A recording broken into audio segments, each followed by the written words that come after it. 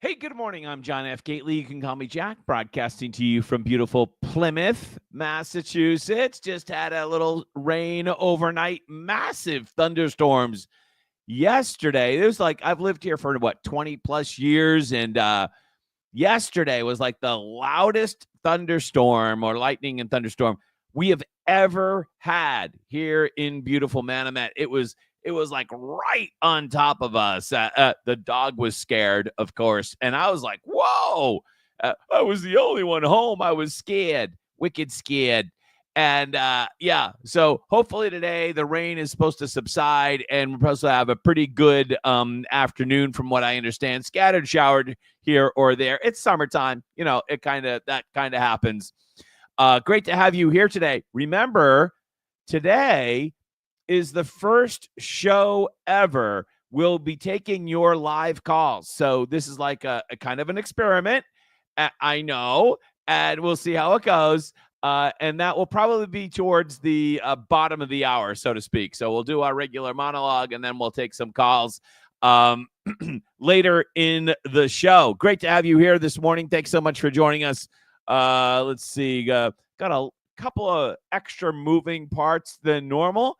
Might be a little bit of a learning curve for me, but I'm really glad you're here. Thank you so much for coming. I want to start off with this story. And we have some amazing stories to talk about today. Let me just get my notes here over here. I actually had to write them down because it's amazing what's happening. So first off, we're going to talk about these additional criminal defendants being let go. That's going to be story number one. Story number two, we have this massive break in the story about Chinese weed cultivation in New England. The federal government U.S. Attorney Leah Foley has indicted 6 or 7 people, one of whom is still on the loose, from what I understand, in a Chinese triad weed grow network based here in Massachusetts. We're going to get into that story. Very, very important. No more wind subsidies. No more green energy wind subsidies. We are coming up against the very close to the 1-year anniversary of the wind turbine failure. I don't have the exact date off the top. It was in July of last year, but we are coming up against the 1-year anniversary. And I got to say that overall, President Trump has done there's been a couple of misfires, but he's done a fairly good job on this topic. Going to talk about masks and protests. Going to talk about Zoran and our Massachusetts governor candidates, plus an update. Mayor Wu has an update of how great a job she is doing at Mass and Cass. So first off, if you're not up to date, when we talk about the criminal defendant situation that's going on, the public defenders in Massachusetts several weeks ago decided that they weren't going to take any additional cases. Now, they did that knowing full well that there was this protocol set in place many years ago that said if you're indigent and the state cannot provide you an attorney, after 7 days, if you're in jail, you get out automatically. And then after 45 days, if the state still can't provide you an attorney, then case dismissed. So the public defenders understand that and I understand the role of public defenders, and there should be a function that we provide as a society.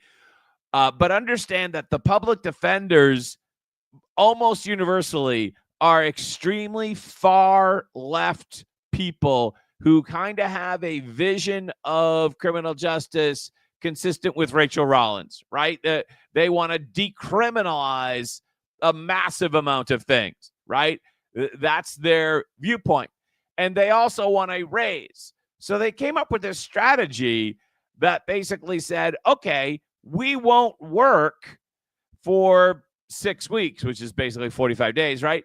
And then the criminals will start to get released, and then we'll basically bribe the state government into giving us a raise, because they want to raise from $65 up to $100. The legislature in the state budget that was just passed last week said no. And so now the criminals are coming home to roost, so to speak. Just yesterday, a South Boston man accused of strangling his pregnant wife was released from jail amid the court crisis, according to Channel 5. Suspect was released over the prosecution's objections because no court-appointed attorney was available. You know, I'm not a lawyer, too smart to have gone to law school, but I've seen this in movies, so it must be true, that, you know, the judge can appoint any attorney, even if they don't want to be the attorney of right. Any attorney in the courtroom can serve in a pinch to serve the court. They're an officer of the court, right? Maybe it's just in movies. I don't know. But the judge, if they had wanted to, and again, you can fact check this, but I've seen it in movies, so it must be true. The judge could have appointed any other attorney to represent this gentleman here in this domestic violence case, but that didn't happen. The man arrested and accused of strangling his pregnant wife is out of jail amid a growing crisis in the Massachusetts court system, according to the criminal complaint. After being out partying and drinking all night, Mr. Pina grabbed his wife, who is more than 6 months pregnant, from behind in a headlock, to which, oh, God, this is a lost consciousness. Imagine how awful that must be, risky for the baby. He's been in jail since June 29th and is awaiting court-appointed attorney to take his case.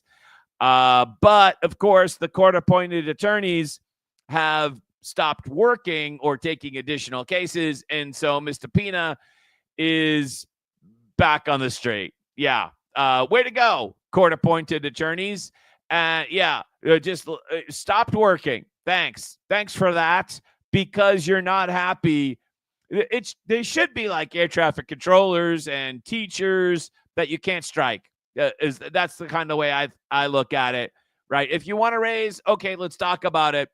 But if you're not going to strike or have a work stoppage or whatever, work action, labor, whatever you want to call it. This is disgusting. This is absolutely disgusting. The Herald's got the story. More Massachusetts criminal defendants could be released amid attorney strike. Who's this woman here?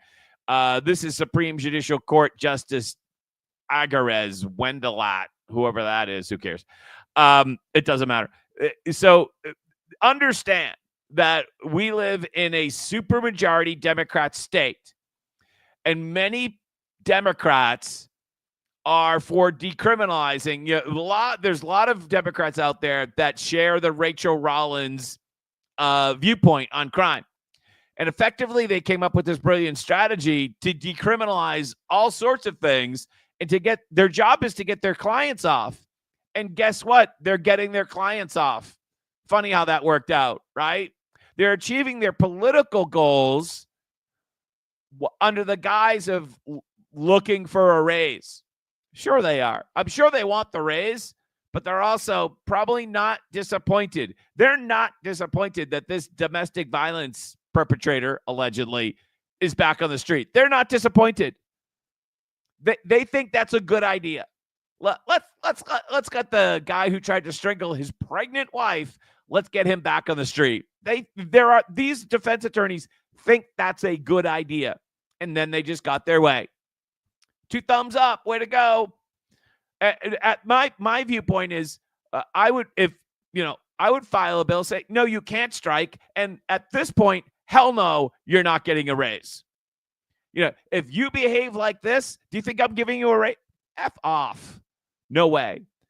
Let's go to the bigger story for today, and that is feds take down Chinese-operated Grow Home Network in Massachusetts and Maine. But if I really want to read about this story, I'm not going to read about it in the Boston Herald. I am going to go to the Maine Wire and the Robinson Report. So if you're not aware, the Maine Wire and the Robinson Report has been on this story since day one, literally in day one. And just a little background here, I was on vacation. I went down to Florida in February of 2024, and I was reading these stories in the Maine Wire while I was down there. And I was like, this can't be true. this can't be true. And when I came back to Massachusetts in late February of 2024, I took a day and I drove up to Maine. And I went to about 8 or 9 of these alleged drug houses. And guess what? It ends up that the Maine Wire and Steve Robinson were telling the truth. Chinese organized crime were buying all of these relatively abandoned, off the beaten path homes and farms, usually with either a big garage or a barn, and turning into illicit marijuana grow houses all throughout rural Maine, which is, like 10 or 15 minutes off of Interstate 95. So you could get the drugs down to Massachusetts and New York. And I found one of these, which had been previously raided. I didn't find it, but I went to it after it had already been raided and exposed by the Maine Wire, which was literally directly across from the town hall. And the town hall had one of those signs, drug-free zone. And the drug-free zone sign was within about 25 yards of the house that was the grow house. And you can tell what these grow houses are. I know it's almost not laughable, because they all have upgraded electrical service, and they usually have those heat pumps installed, multiple heat pumps. One thing that is an advantage to track these down in the state of Maine, in order to convert your residential service, the 1 meter situation that most houses have, up to like the electrical service you need for a grow house, which is typically something akin to what would run a small strip mall, right? So it's a big upgrade. You have to get a state permit in Maine to do that. There's a database of these upgrades. And so if you're all of a sudden upgrading your rural farm from 1 meter to like enough electricity to run a strip mall, that's searchable in a database in Maine. We don't have that luxury. These types of permits in Massachusetts are on a town-by-town basis, so it's much harder to find.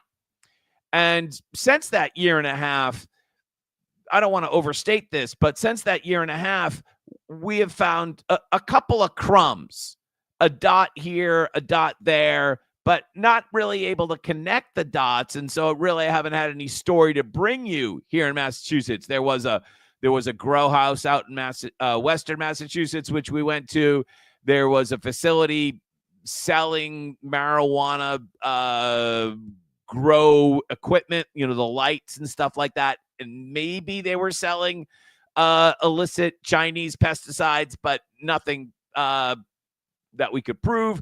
A couple of dots, a couple of breadcrumbs, but not really connecting them until yesterday, with the federal government. All credit to U.S. Attorney Leah Foley, as reported here in the Maine Wire. The federal government charged 7 Chinese nationals in Bay State drug ring, money laundering, and smuggling scheme under the Operation Take Back America triad weed gangsters busted in Massachusetts drug scheme that prosecutors say has ties to illegal cannabis operations widespread across Maine. This is the house, which actually I might actually go there today and kind of give you a report from this house. This is a house in suburban Braintree, Massachusetts, not far off Route 3, in a very nice neighborhood, on a cul-de-sac on a dead-end street.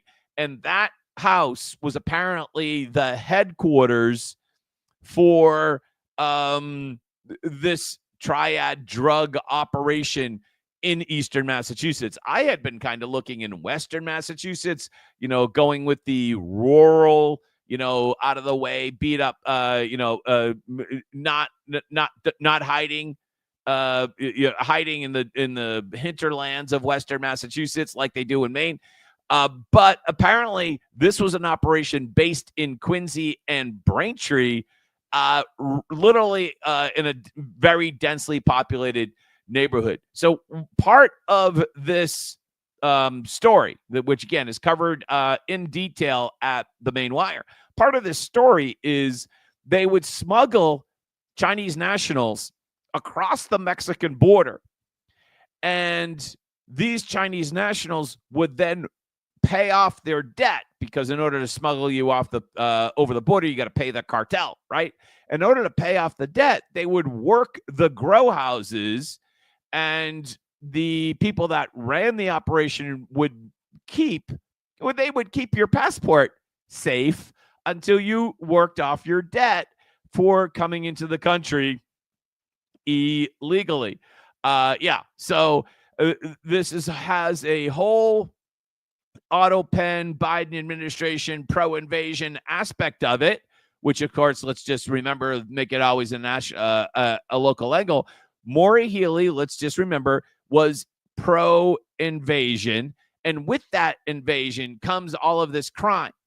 We can also remind you that the legalization of marijuana in Massachusetts, Maine, and many other jurisdictions came with this incredibly naive approach that said, oh, we'll make it legal. We'll add in all of this compliance, which means additional cost.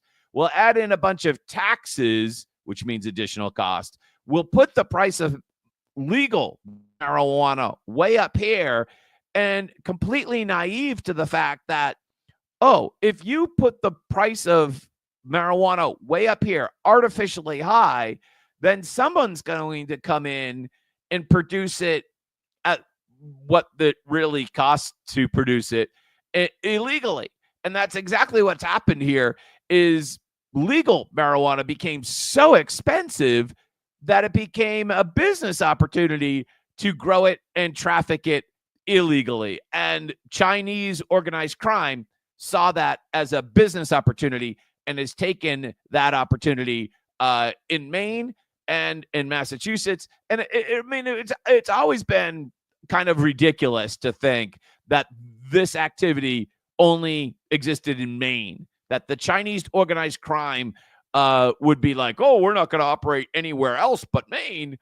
And it probably operates in New Hampshire, Massachusetts. And if you kind of draw a line from any one of these dots, almost everything traced back to Brooklyn.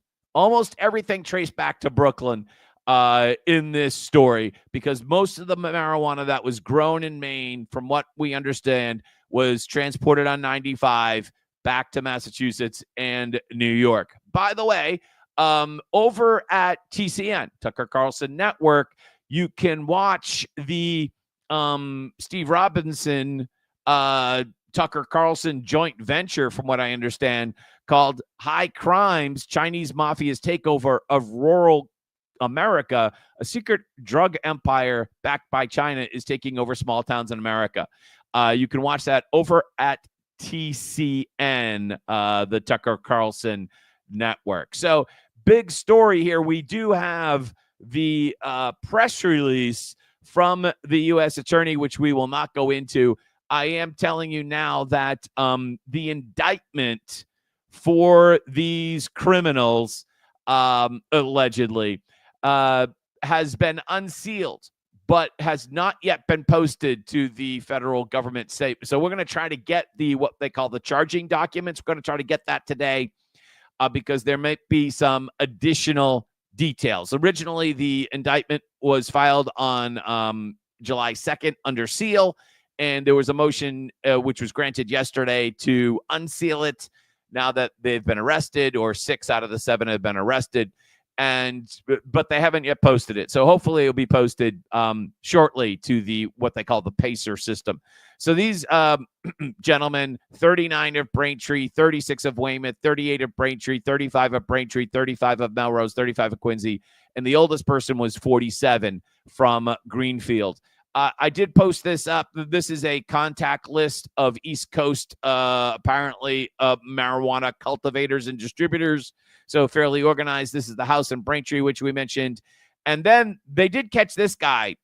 I actually had to zoom in to get this picture, but they caught this guy back in June of 2023. And I don't know if you can see this, but he's wearing a lime green T-shirt that has a ironing board, a bunch of money, and an iron on top, as if he's laundering money. It's quite an irony. So, oh man, that was a double irony.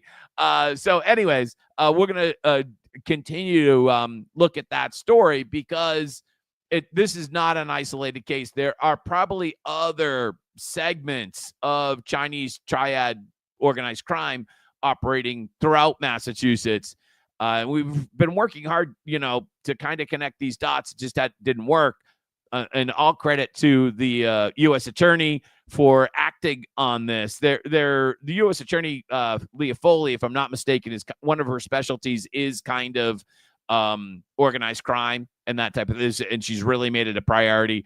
And also credit to Steve Robinson at the Main Wire for kind of being the guy who's made this story happen. If it wasn't for his reporting, these types of indictments probably would never happen. So all credit to him. Next up, and great to have you here today. Thank you so much. If you want to throw in a comment, we'll be taking a look at the comments from time to time. So happy to have a comment. And by the way, at the bottom of the hour, if you hadn't heard me say it at the beginning of the show, at the bottom of the hour, we're going to be taking your calls live. We're going to give out our phone number shortly, and we'll be taking your calls live at the bottom of the hour. I know, exciting, huh? So if you want to call in and talk with me about politics, you can do that. We'll be giving out the number at the bottom of the hour. More good news. Solar stocks dive after Trump orders end to green energy subsidies. This is exceptionally good news. Again, Trump has been, I'm going to just say, we've probably gotten about 80% of what I wanted from Trump on green energy.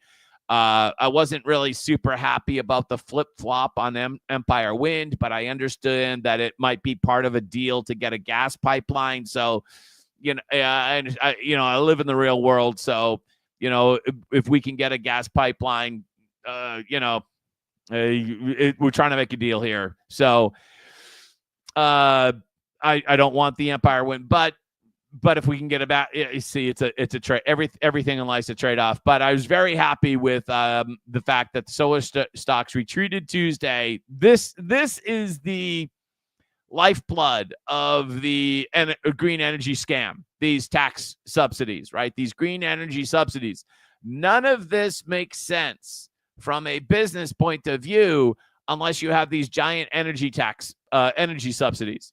So now that we're killing these energy subsidies, thank you, President Trump, it's going to make the goal of the mandate, I should say, for what they call net zero by 2050. Is it right? Let's check with Paul Craney here. Net zero by 2050, the mandate, it's going to make that very, very difficult to achieve.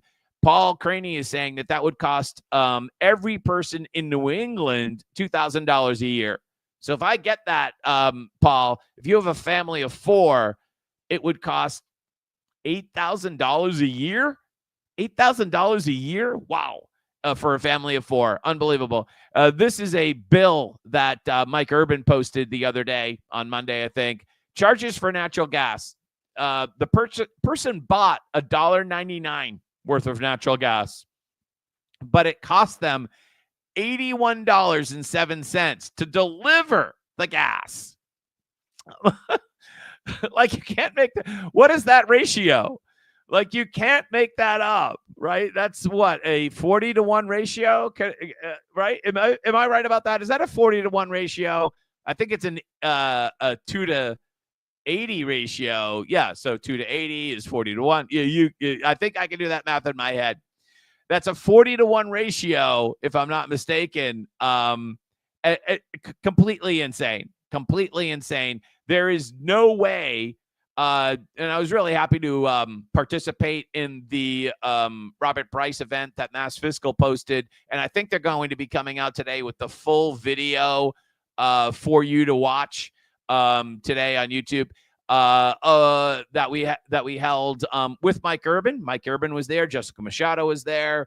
Who else was there? Some other people were there. I was there. And it was a very interesting panel. And I'm glad the video is coming out.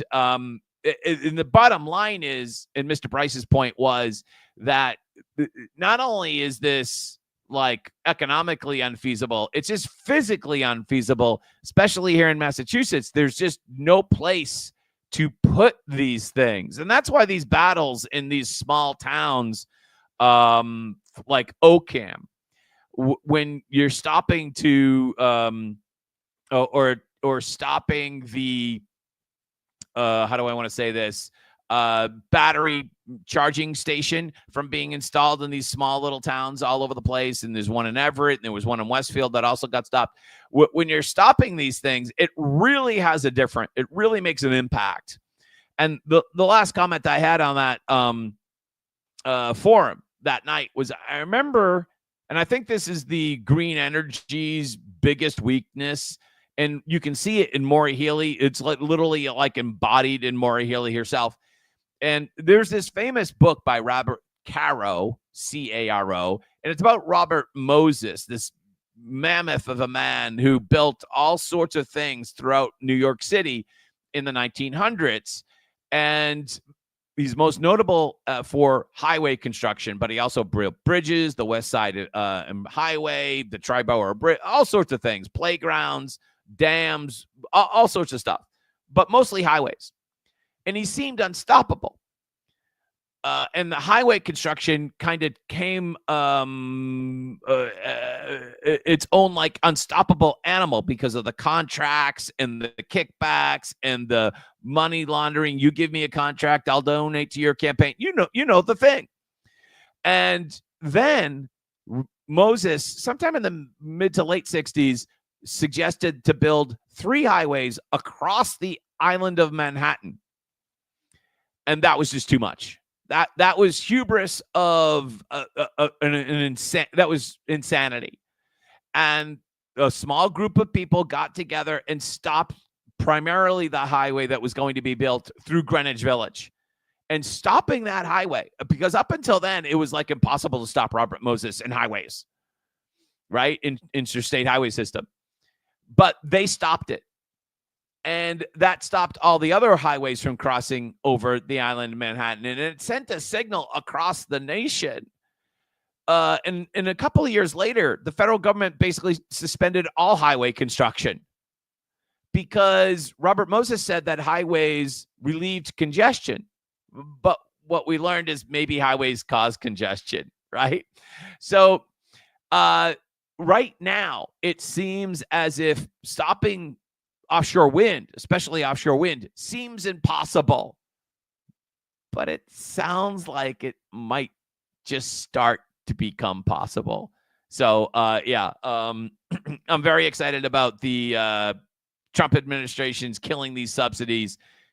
It's the way to go. All right. So, quickly, before we start taking at least one of your calls today, Massachusetts lawmaker files bill that would ban law enforcement from wearing masks. This is filed by virtue signaling state rep James Hawkins of Attleboro. And we're not going to get into the absurdity of this bill, but I just wanted to point out this other aspect of these anti-ICE protesters outside Maura Healey's house, all wearing masks. This picture shows all of these ICE protesters. Almost every last one of them are wearing masks. Yet their patrons in the legislature are trying to pass a bill that would prevent ICE from wearing masks. So this picture, by the way, courtesy of Yahweh Miller over at The Flip Side, which is an interesting website to say the least to read. And these knuckleheads that are in this picture, almost every single one of them with masks, are outside Maura Healey's house in Arlington at 5 o'clock in the morning. Now, I'm no big fan of Maura Healey, as you know, but there's no reason to be outside of her house screaming to high heaven and waking her up and all of her neighbors at 5 o'clock in the morning. Like, if you want to protest the governor, go to some event she's going to be at, or go to the steps of the State House. Fine. And I'm not saying that they don't have a constitutional right to do this. I'm just saying it's not it's not something you should do, right? There are things that you're allowed to do, but you probably shouldn't do them, right? And this is one of them, especially in Arlington. Like, you can look from the picture. It's a tightly packed neighborhood. Arlington is a densely populated place. I remember Deval Patrick had some like estate or farm way the hell out in the middle of the Berkshires, and he had a driveway which is like a half a mile long or something. And if you want to stand at his gate because his manse is a half a mile down the street, and you want to protest out front of the house in the middle of Deerfield or whatever the hell that was, that's one thing. But 5 a.m. in Arlington, do you not have any consideration for any of the other people in her neighborhood that are just regular people? Right. Just because you're allowed to do something doesn't mean that you necessarily should do it. Doesn't necessarily mean you should do it. All right. So we're going to click a couple of buttons here and see if we can take a couple of phone calls on today's show. This will be an adventure for sure. That didn't look good. Let's try again. Okay, hold on.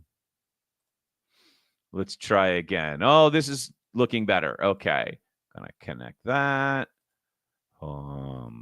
There we go. All right, I think we're in, which means that I can throw up the phone number here. Let's see if we can throw up the phone number. There it is. If you want to call into the show right now and join me this morning, it just be just like calling into a radio show. The number is, this is the first time I'm ever going to say it, 617-751-1460. If you want to call into the show, you can do that right now. Well, this is very exciting. But please, I beg you, somebody call.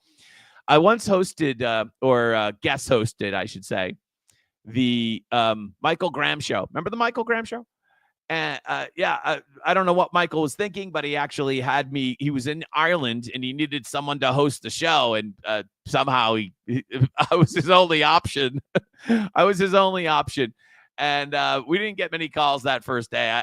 What I didn't realize is that maybe as a guest host, you should probably set up a couple of people to call in. So I did actually set up one person to call me.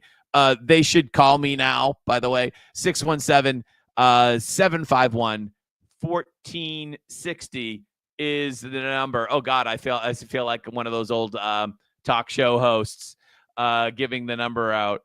All right. So while we wait for my friend to call me, I wanted to also point out very quickly, we have a message. Maybe it was him. Let's see. All right. No, different message. Okay. There was a video that, here we bring this up here. Gen Z's case for disrupting protests on WGBH. And I'm not going to play this video, but they're talking, since we were talking about protests and being outside Maura Healey's house, if it's a safe protest, it probably won't do that much, according to WGBH. And this is kind of like a cry for a fiery but mostly peaceful protest. And since we're talking about protests, which are classless, sadly, there's been another, I'm not even surprised by this anymore, protest at MIT vandalizing buildings with spray paint. So this time it is a wish for death to the Israeli military forces, very similar to the situation with the hold on. There we go. Very similar to the situation that we had with the rapper in England. Remember that? All right. So we're about to bring on our first caller. Let's see if we can figure this out. She wants to talk about, I'm not sure. So let's see here. I think her name is Katie. Katie, are you there? Hi, yes, I am. Hi, Katie. How are you today? I'm well. It's actually KB. KB. All right, KB.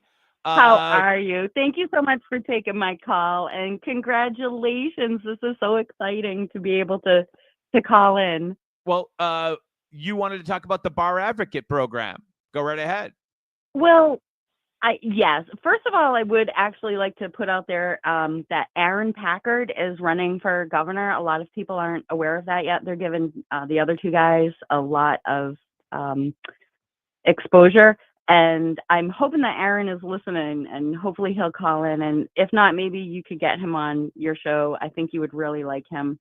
Um, and the other thing is, yes, the bar, it's, they're calling it public defenders, but it's actually a bar advocate program. And these folks are private attorneys who become bar advocates as their civic duty to the state.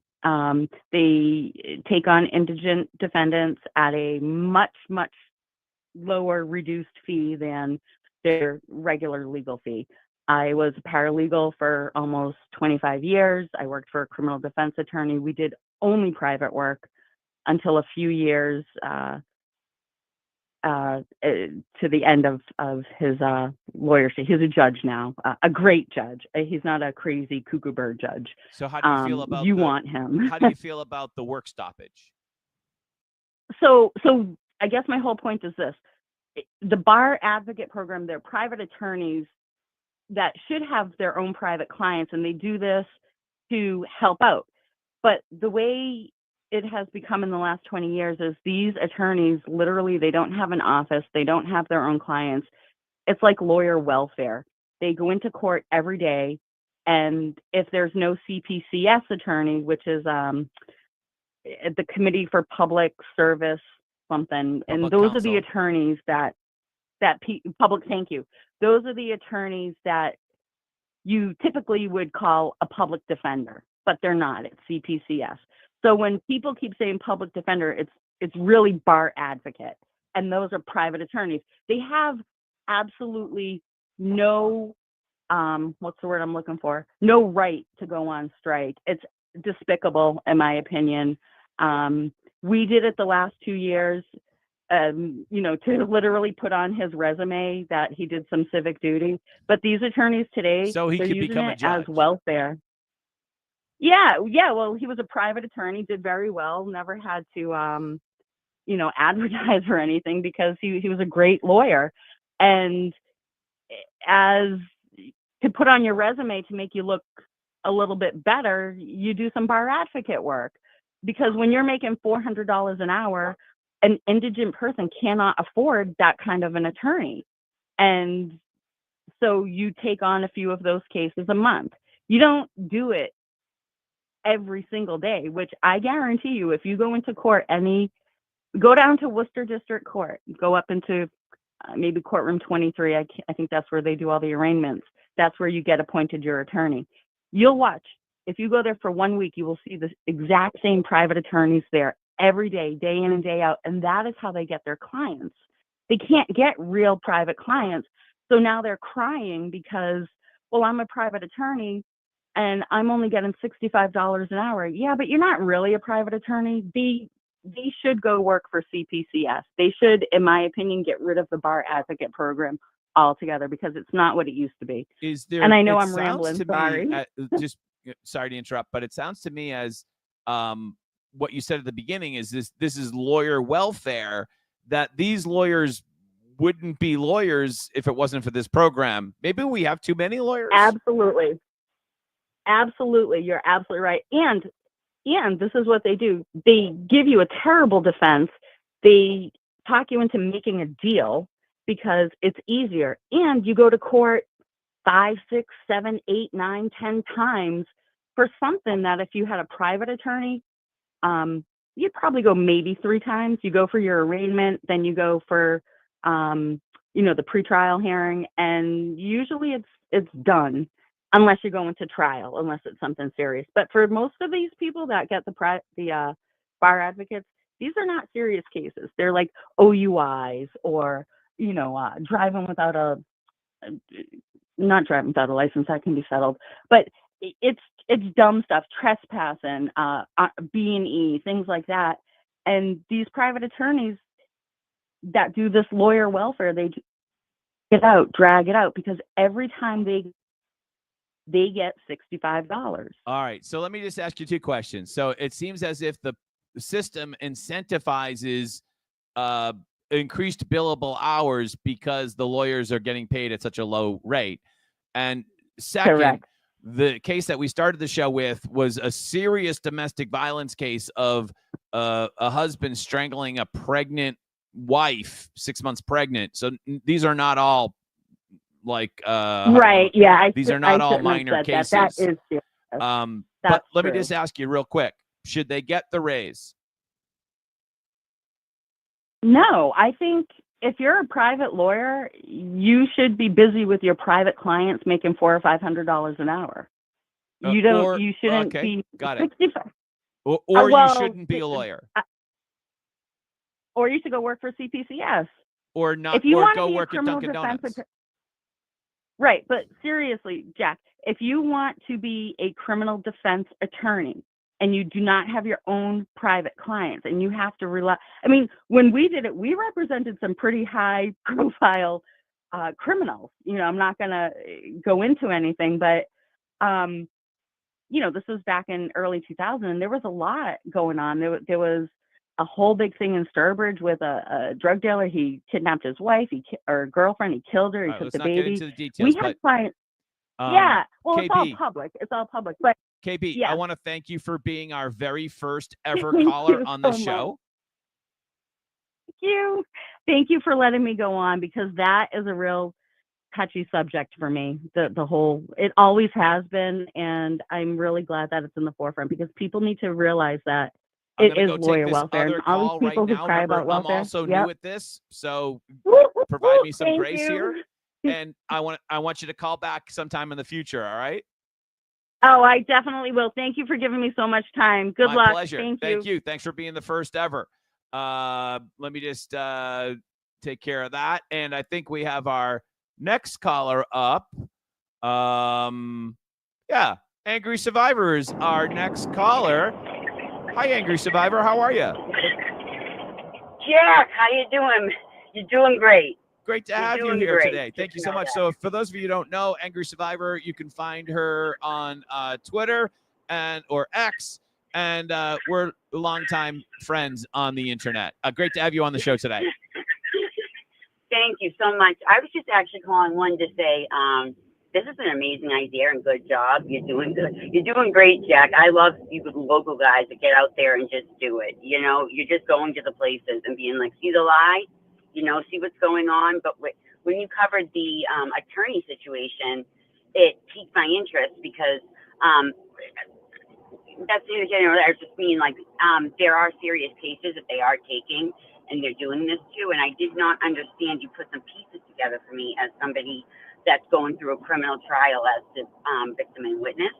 And so I didn't understand why he kept firing 5 or 6 attorneys, right? And that's the whole reason behind it, was hoping that after 45 days he could get out, or if he wasn't properly represented. And it was of no fault of the attorney, even though they're selfish little grifters. But so that put some things together. I want to dive deeper into that myself, but I just wanted to say thank you for bringing that up, and just say I support you and I love you, Jack, and keep doing what you're doing. Thanks, Angry Survivor. You have a great day. Angry Survivor from the car. Thanks very much for being our first caller ever from the car. Thanks so much, Jack. You have a good day. Pleasure. Thanks. I'm glad you called in. You have a great day. Thank you. All right. Well, that was fun. We took 2 callers. That actually worked great. If you want to call again, the number is 617-751-1460. And look, like we can talk like this. It's cool doing the comments. But when you can actually call in, I'm actually so excited that it worked. Wow, this is very, very exciting. That the technology worked. I actually want to bring up something about governor candidates, and we'll wait. We'll check in a minute to see if we have another call. But there was this comment on the internet from David Hogue that, well, I can't believe I'm going to agree with this guy, but what he says here is true. No amount of money can buy what has made Zoran such a powerhouse. Principles, authenticity, giving a shit about people, and just straight up charisma. Simply posting on TikTok is not enough. You need to actually stand for something and care about people. So Zoran recently posted this video. This is the communist out of New York, if you don't remember. Recently posted this video about how it's difficult to make videos for him because now everyone recognizes him now that he's won an election. And he does have like an amazing amount of, the guy is very charismatic and he's great on camera. Take a quick watch of this.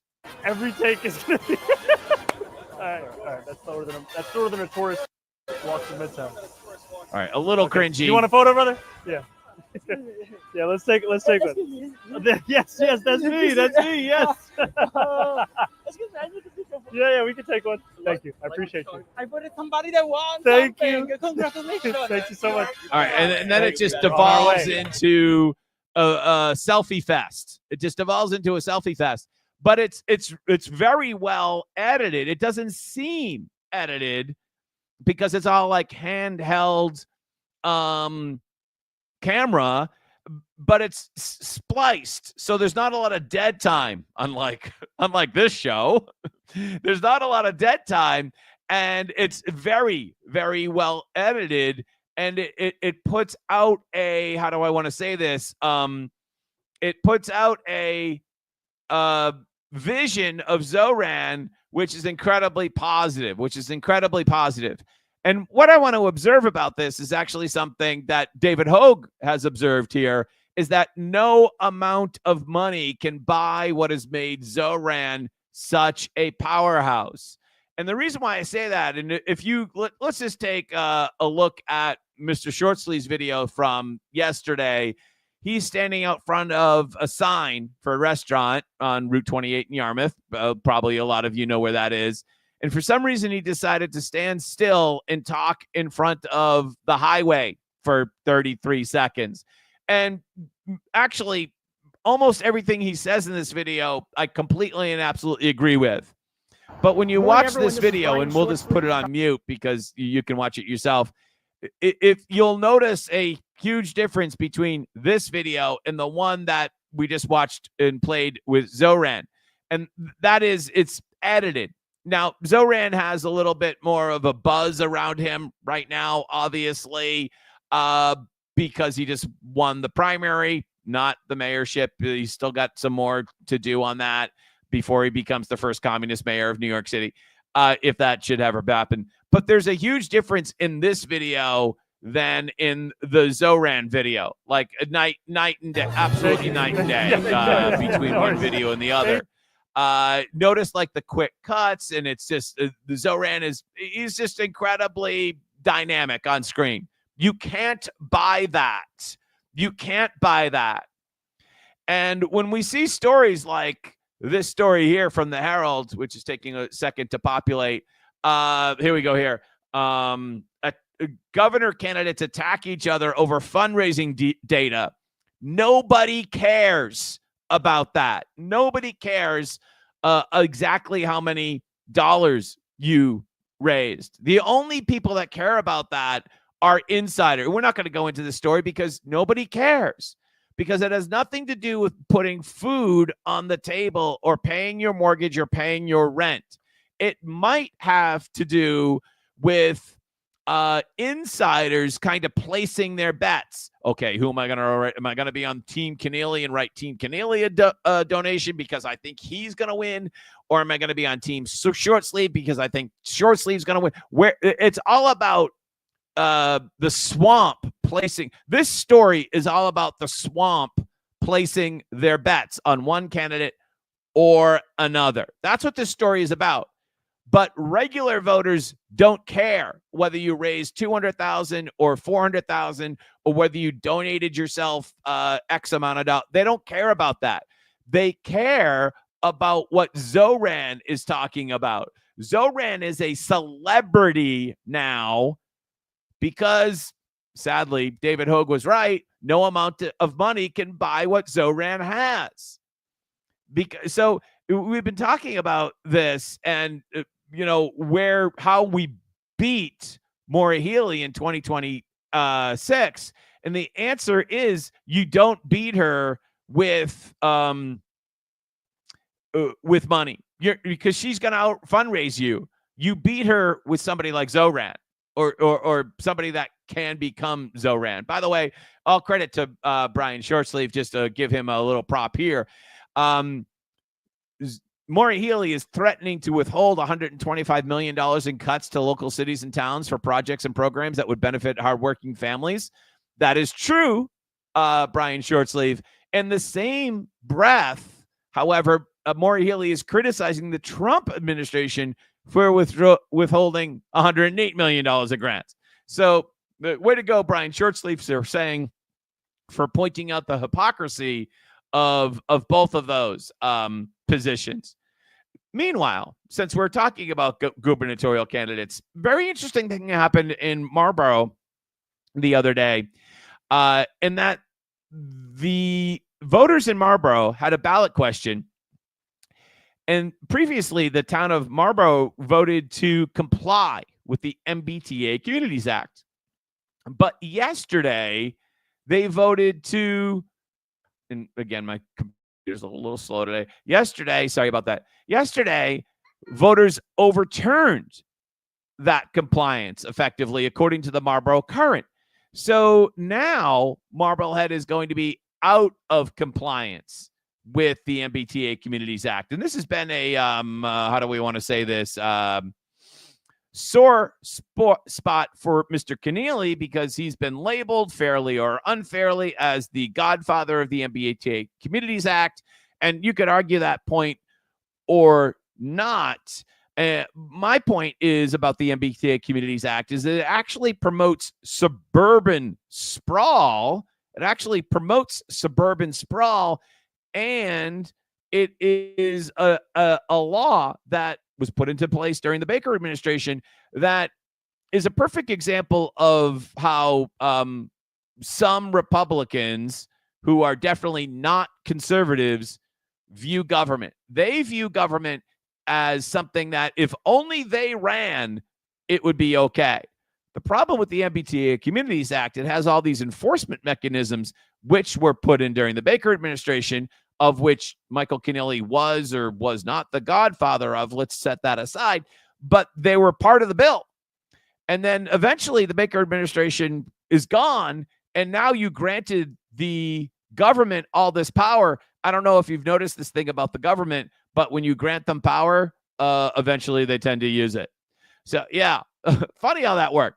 So, the problem with the MBTA Communities Act is it's people who believe in the government's ability to solve these problems. And this is a perfect example of a Republican initiative, mostly pushed by Charlie Baker, that is, it's a lot like the broker fee thing. We're doing this to make ourselves look good, but it actually doesn't solve the problem. It makes it worse. Let's see here.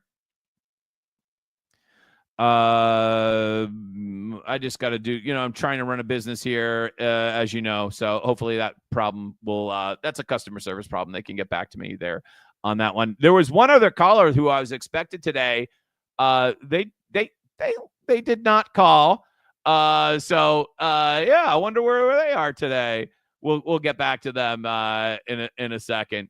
And again, like the whole thing here with taking your calls is threw me for a little bit of loop. So let's just get back to our story about Mass and Cast. So many of you saw, it's pinned to my profile, my walking tour of the South End and Mass and Cast from about a week and a half ago or so. Remember, and I just want to be completely transparent, that walking tour was, this is not the phrase, but it was not something that I had to do multiple times. I walked through the neighborhood and I filmed what I came across. I did not have to walk up and down Massachusetts Avenue 20 times in order to find drug dealers and addicts. I walked through this neighborhood on a loop, a neighborhood I'm very familiar with, and I just recorded what I saw on one loop. It was not a difficult video to make. I didn't have to go searching for drug dealers. They're literally right under your nose. So Boston City Council are pushing neighboring cities and towns to help pay for Mass and Cass. Councilor John Fitzgerald is suggesting that that this is a regional problem. John, no. If you get local communities, let's just say Quincy, to help pay for your non-enforcement of open drug dealing, then you're just going to build an incentive for non-enforcement. That's really not that hard. If you want to clean up Mass and Cass, don't ask Quincy for money. Enforce the law. Enforce the law. That's not to say that, I don't mean to pick on Councilor Fitzgerald, who otherwise seems like a nice guy from the limited amount that I know about him.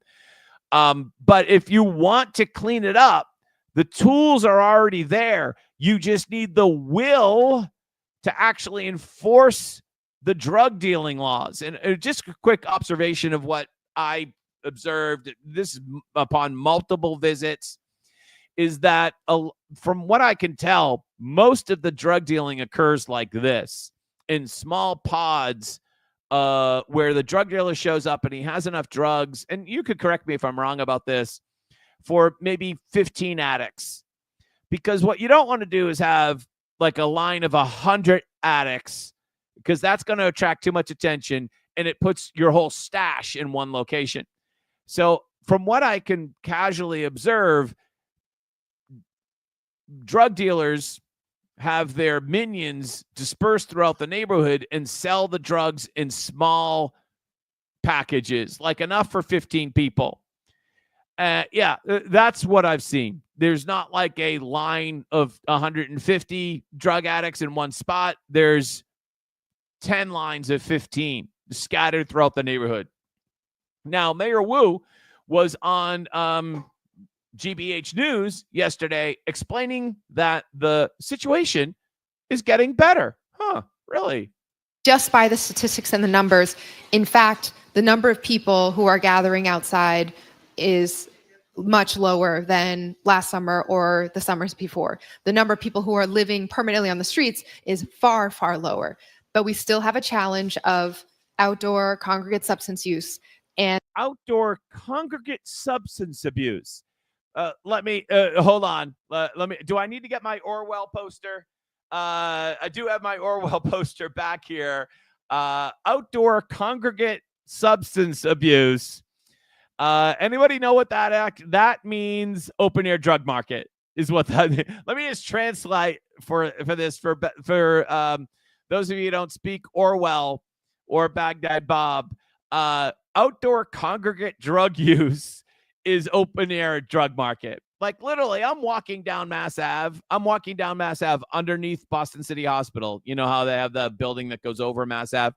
And the guy, you can see in my video, and I saw it with my eye a little bit better than I caught on the camera. The guy is just counting money, like right there in the open, like a lot of money, because he just sold all the drugs he had, right? And you could see people walking away from him who had just scored.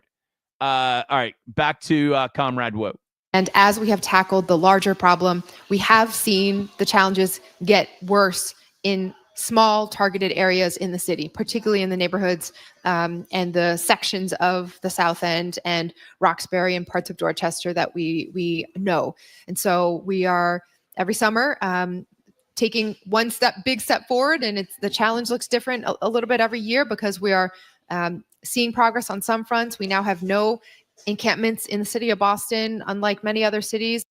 Really? I think we have encampments. I'm pretty sure we have encampments. They're just spread out, and rather than being taken over a complete public street, which is Atkinson, they're scattered throughout the city in little nooks and crannies all over the place. That's right. Atkinson Street is clear. That is true. But the encampments exist elsewhere. And don't pat yourself on the back just because you cleared a public street, which should never have been occupied to begin with, Mayor Wu. And because we have that infrastructure set up, but we have to do more, and we are doubling down with the police department, the Public Health Commission, to make sure that we are providing those direct pathways, increasing. This is literally like Baghdad Bob. They are not doubling down. Here's the thing.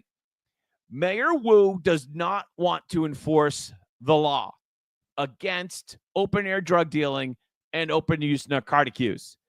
They should arrest every single drug dealer and every single open instance of open-use narcotics throughout that entire area. I'm not a police officer, but like, you know, just look at my haircut. Do I look like a drug addict? No. Do I look like someone who could be a police officer? Yeah, maybe. Right. I got the clean cut look, right? And I'm walking down Massachusetts Avenue, and they're not hiding this activity from me. No way. I don't know how many drug dealers I saw when I was there. Several. Plying their trade. These people are catchable. And the police officers that are sitting in their cruisers watching all of this must be horrified. They didn't become police officers just to sit there, I don't think. But it's the will of the mayor. She won't enforce the law. So we don't need, sorry, Councilor Fitzgerald, you don't need money from Quincy or Brookline or Cambridge or Burlington or Plymouth. You don't need money from other cities and towns. That would just subsidize your unwillingness to enforce the law.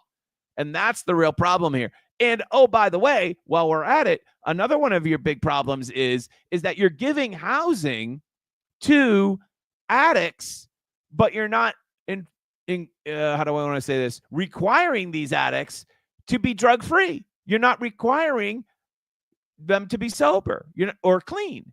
You're giving them housing, non-friction housing, so that they can live their life as an addict. That's insane. And also, we need the ability to force people into detox and rehab against their will in some instances. And we don't have that. That needs to change in the law. We're going to check to see if we have one more caller. I had a caller set up. I guess not. They didn't call. I'm going to have to get a hold of you. All right. In the meantime, it's been great to be with you. Thanks so much for joining us with our experiment and we took 2 calls. I thought it went well, and it's been great to be with you. We'll see you tomorrow morning at 8 a.m. Have a great day. Bye-bye.